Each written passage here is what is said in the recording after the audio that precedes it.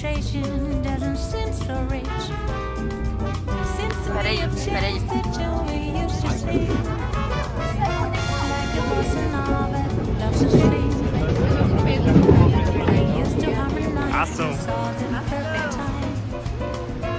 Now the song is different and the words don't even rhyme. 'Cause she forgot the melody, our hearts will always burn. And so because they have this lady out of tune. Do you want to mind the way it used to be? Join with me in harmony and sing the song away. Don't you get in tune again before too long. Nothing matters afinado when your heart belongs to me completely. Then you want to slightly out of tune, you sing along with me. Nothing matters afinado when your heart belongs to me completely. So you want to slightly out of tune, you sing along with me.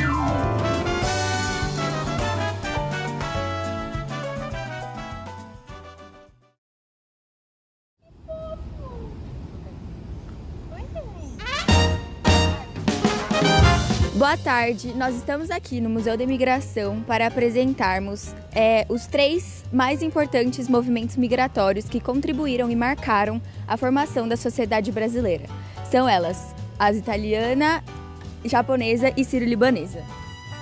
Cada comunidade chegou no Brasil em contextos diferentes, mas todas contribuíram significativamente para a formação cultural do nosso país, já que sua culinária, costumes e tradições estão presentes no dia a dia dos brasileiros até os dias de hoje. O objetivo dessa apresentação é contar um pouquinho de como foi a chegada desses povos, a participação do Museu da Imigração nessa história e contar um pouquinho como que eles colaboraram para o desenvolvimento cultural do nosso país. Você sabia que originalmente o Museu da Imigração era a hospedaria do imigrante? Venha conhecer a história do museu com a gente. O Museu da Imigração foi localizado na antiga hospedaria do Brás e foi inaugurado em 1887. Devido à abolição da escravidão em 1888, havia uma falta de mão de obra e, por isso, o Estado paulista começou a incentivar a vinda de imigrantes para substituir essa mão de obra escrava, principalmente nas lavouras de café. Dessa forma, era financiada a vinda de diversos grupos, sendo eles europeus, como portugueses, espanhóis, italianos, posteriormente também japoneses. Então, muitos imigrantes passaram aqui pela hospedaria e ficaram hospedados durante um certo período de tempo para depois irem para essas lavouras de café ou para indústrias, enfim, em busca de trabalho. Muitos desses imigrantes, como a Mari falou, eles embarcavam na hospedaria, onde eles eram recebidos e registrados e ficavam durante 6 dias antes de serem enviados para trabalharem nas fazendas de café, o que tornou a cultura cafeira um dos principais motivos do fluxo migratório em São Paulo. Ao mesmo tempo, muitos europeus enfrentavam problemas como fome e miséria em seus países de origem, e o Brasil estava instituindo, na mesma época, políticas de embranquecimento da população e incentivava a imigração, em especial as dos europeus. Dessa forma, a hospedaria ela foi construída para acolher e receber todos esses imigrantes que chegavam aqui no Brasil em busca de condições melhores de vida. Então, durante seu funcionamento, a hospedaria fornecia alimentação, alojamento, assistência médica. Aqui tinha até delegacia, necrotério. Tudo isso era justamente para esses povos recém-chegados aqui no Brasil. E todos esses povos contribuíram de alguma forma para a formação cultural, social e econômica da cidade de São Paulo. Então, na década de 30, a hospedaria começou a receber vários migrantes trabalhadores de vários estados brasileiros, principalmente nordestinos, aqui, e que influenciaram também muito na cultura das cidades de São Paulo e que foram os principais hóspedes aqui da hospedaria. Um dos principais documentos aqui do museu, que também está disponível no acervo digital, é o livro de registro de hóspedes. Como já foi abordado, os imigrantes vinham trabalhar, só que o estado de São Paulo reembolsava as passagens. Como a documentação era menos burocrática com esses dados, era possível refazer o trajeto das famílias que passavam pela hospedaria. E o registro era feito normalmente com o nome do patriarca, o trabalho e a fazenda para a qual eles iriam. E também tinha outros dados, como o estado, nacionalidade, profissão, procedência, quando entrou, quando vai sair. Então, acessando o acervo digital e pesquisando pelo seu sobrenome, você poderá encontrar familiares que passavam pela hospedaria. Além disso, aqui também tem as cartas de chamada, que são basicamente cartas e registros dos hóspedes que passaram por aqui. Então, basicamente, eles contavam um pouco sobre o cotidiano, as histórias, vivência deles. Então, como a gente pode perceber, tem várias cartas aqui, por exemplo, uma carta que está em árabe, não vou saber traduzir, mas tem várias cartas, diversas línguas, e normalmente esses hóspedes passavam por aqui e mandavam essas cartas de registros para o seu país de origem, para os seus familiares. Era muito comum que um membro da família viesse para cá em busca de condições melhores e posteriormente pudesse trazer os seus outros familiares, o resto da família para cá. Então aqui tem vários registros, várias histórias e muitas cartas sobre essa comunicação que eles mandavam para os seus familiares e tudo mais. Isso é bem legal. E nesse local aqui, os imigrantes se alimentavam e não havia distinção. Todos os imigrantes se alimentavam juntos, o que causava um certo choque por ter várias culturas convivendo em conjunto e também pela comida que era oferecida, como o arroz e o feijão juntos, que era algo que não era comum para eles, que gerava um certo choque. E aqui nas mesas tem registros, né, de quando eles se alimentavam. E aqui era onde os hóspedes dormiam. Então aqui também tinha esse grande choque cultural, esse contraste cultural, porque eles estavam convivendo com diversas pessoas de culturas diferentes. Então aqui também tem um painel que tem alguns registros de alguns hóspedes que passaram por aqui. Então eles ficavam surpreendidos com essa diferença. Então, que se surpreendiam com o barulho da Maria Fumaça, do trem, com o clima de São Paulo, que tá muito frio, inclusive agora. Então todas essas diferenças eram grandes choques e que mostram todo esse contraste cultural que esses povos sofriam quando passavam por aqui. Depois do fechamento, a hospedaria passou por diversos processos de transformações e depois virou um patrimônio público e também um ícone muito importante para a história do estado de São Paulo e do Brasil. Então, em 1991, houve o tombamento do órgão municipal, o Compresp, onde foi inaugurado o Museu da Imigração. Em 1998, ele foi nomeado como o Memorial do Imigrante e em 2011 foi renomeado como Museu do Imigrante. E recentemente ele passou por algumas reformas que trouxe novos pontos para a exposição. E agora a gente vai falar um pouco sobre os imigrantes que mais influenciaram na formação cultural de São Paulo.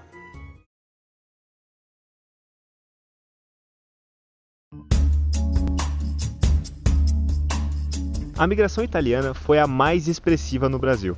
Então, ela logicamente foi muito importante. Os seus efeitos conseguem ser observados através dos sobrenomes que a gente herdou aqui no Brasil. Muitos nomes famosos são sobrenomes italianos. Alguns nomes italianos que você já deve ter escutado são, por exemplo, Costa, Barbieri e Rossi.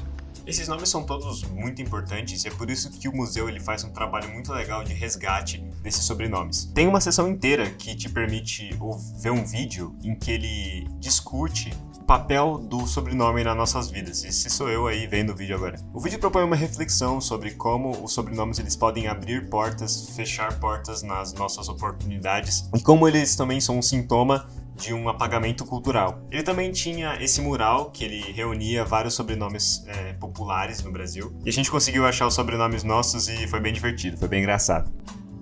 A migração italiana teve como foco as regiões sul e sudeste aqui do Brasil e é especialmente perceptível aqui no museu, onde ele tem várias sinalizações em italiano de tão grande que era o influxo dessas pessoas aqui. A influência italiana aqui no sudeste foi tão importante que a gente pode ver no nosso cotidiano como bairros como Moca, Bexiga, Brás e ainda os icônicos edifícios Martinelli e Itália. E como falar da Itália sem falar da culinária, né? A gente tem pizza, macarrão, risoto, lasanha, que foram muito bem assimilados aqui na cultura brasileira.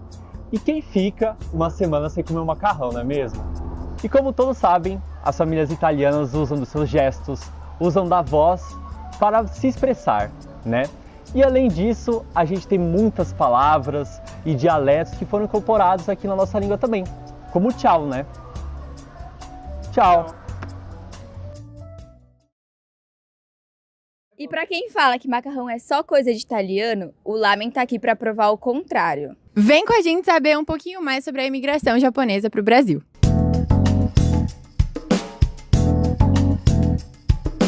Olá, Olá, gente, eu me chamo Valentina.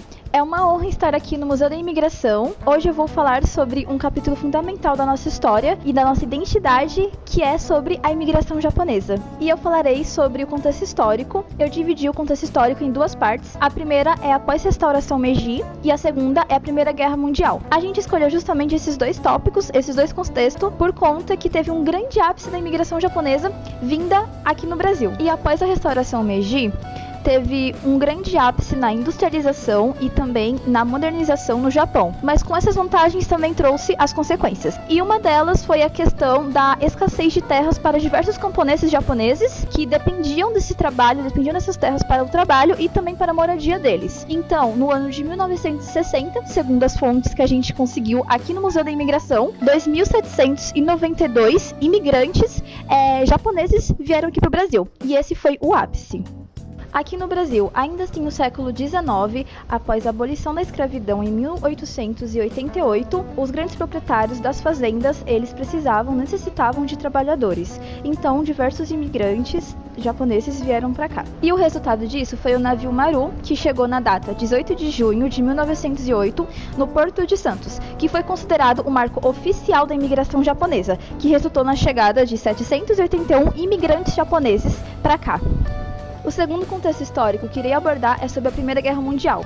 O Japão ele participou do conflito, porém ele entrou ao lado dos aliados. E com isso, ainda assim teve grande ápice da industrialização no país, contudo, ainda eles enfrentaram os problemas rurais, que no caso é a falta de terras e também a escassez e a questão do excesso populacional do país. Com isso, os Estados Unidos, durante a Primeira Guerra Mundial e também ainda mais na Segunda Guerra Mundial, eles infelizmente acabaram restringindo a imigração japonesa para o país. Então, muitos japoneses novamente vieram para o Brasil. E no Brasil, na década de 1910 e 1920, principalmente, chegaram 15 mil japoneses por conta do trabalho nas cafeiras aqui em São Paulo.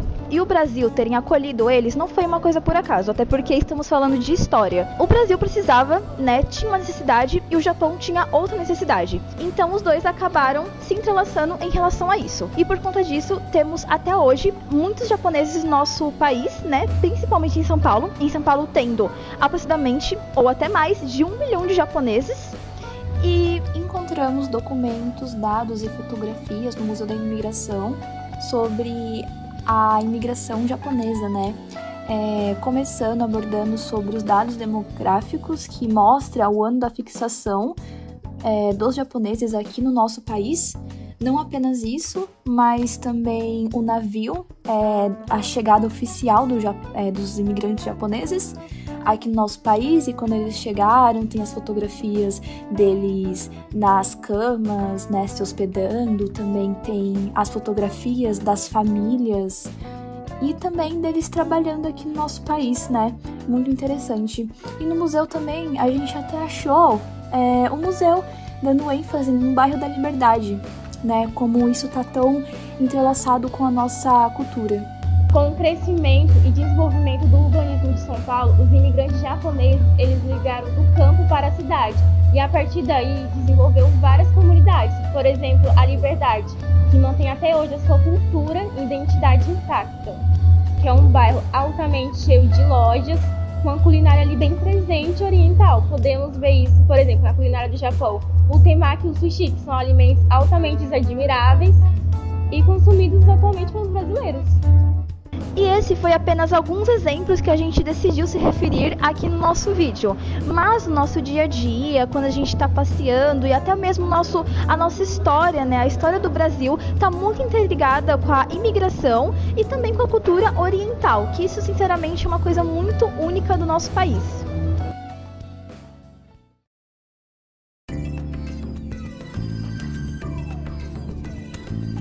O Império Turco-Otomano foi fundado em 1299. Ele foi uma superpotência que dominou o Oriente Médio, incluindo a Síria e o Líbano. Em 1880, ocorreu a primeira grande onda imigratória de sírios e libaneses para o Brasil, fugidos do Império Turco-Otomano. Houveram outras 3 ondas, mas elas nem de longe foram tão grandes quanto a primeira. A maioria destes imigrantes chegou antes do começo da Primeira Guerra Mundial, com mais de 45 mil desses fugidos por serem cristãos e também pela instabilidade política que o Império Turco-Otomano sofria na época. A culinária é uma forma de preservar as culturas e a memória do povo. Assim, a comida árabe, ela veio com os imigrantes como uma forma de manter viva a memória que tinha do país natal e também unir a comunidade.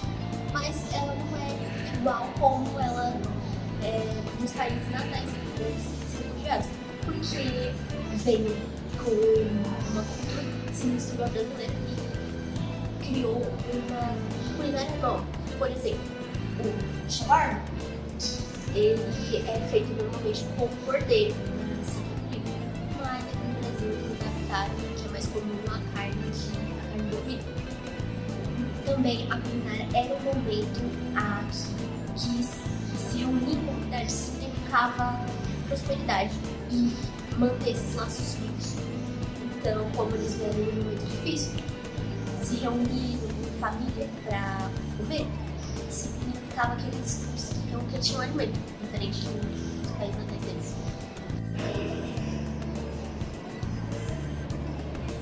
Os seres humanos, quando vieram para o Brasil, eles vieram como comerciantes meio ambulantes, que chamavam mascates. Eles foram responsáveis por levar as mercadorias das grandes para o interior. Assim, eles espalharam também a sua cultura e culinária. Por exemplo, o hábito de pechinchar veio por causa deles. O senso de comunidade entre eles era muito forte. Por isso, eles só vinham para cá quando já tinha alguém conhecido aqui, que indicava emprego, fornecia crédito para que eles vivessem os primeiros meses e também moradia. Além disso, eles nunca se esqueciam dos seus familiares e conhecidos que ficaram nos seus países, sempre enviando dinheiro e cartas sobre sua vida aqui. No final do século XIX, a comunidade criou faculdades e escolas para preservar a sua herança cultural e também incentivar seus descendentes a continuarem os estudos. Um exemplo disso é o Hospital Sírio-Libanês, que além de ser um hospital, também é uma faculdade. As maiores feiras comerciais da cidade de São Paulo, como o Brás e a 25, tiveram influências árabes, pois eles fundaram lojas de tecidos, fitas e também bijuterias. A influência do árabe na língua portuguesa ela provém de muitos séculos antes, quando os árabes dominaram a Península Ibérica. Por isso, muitas influências das palavras, principalmente começadas com al, como alface e almofada, elas vêm do árabe. Bom, eu espero que vocês tenham aprendido um pouquinho mais sobre a imigração no nosso país e que a nossa cultura é resultado da contribuição de cada um desses migrantes. Obrigada por terem acompanhado o nosso trabalho até aqui e até breve! Yay!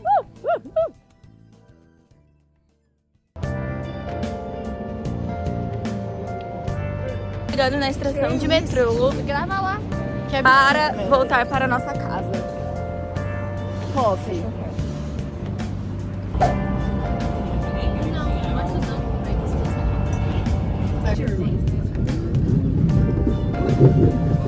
Gentileza. Separados na maternidade. Oi, amigos. Oi, mais amigos.